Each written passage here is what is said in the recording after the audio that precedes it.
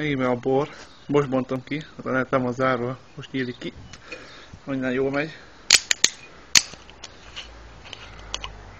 Kinyílott. Egész jó értem, megszagadva. Ja. Fú, ez nagyon oltó, geci. Biztosan biztos. Felhelyezem ide. Egy kis fúlát kinyitok. A célom 30 másodperc alatt elfogyasztani ezt üvegbort, amit most printattam ki, a videó látszik. És majd lehet számolni. Ki kell találni, hogy lesz. Azért vigyázzatok, mert véletlenül hánynom kell akkor. Miért akkor nem zavart, nem az volt. Iszok egy kis fúlát. Fogjam már ezt a hány? Nincs neki, amit fogjál. Na akkor, ami marad harag.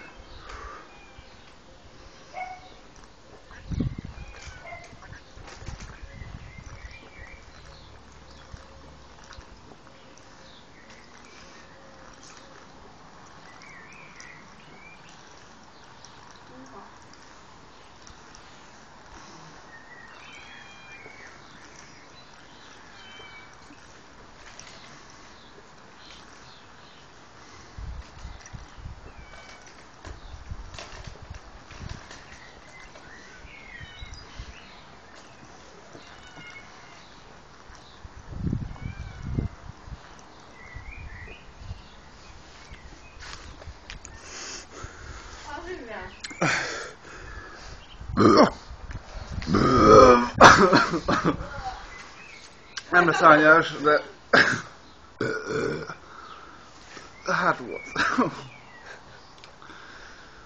Hú, bazzeg. Hát, szerintem a 30 másodpercből kicsúsztál, de 30 pár másodperc, úgyhogy mindenképpen elismerésre méltó teljesítmény.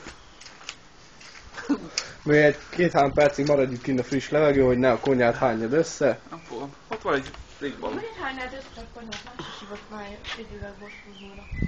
Nem?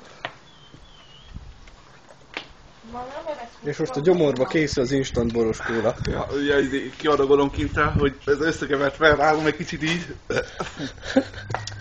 Az megvolt az a lényeg. Na gál, ez megvolt, geci.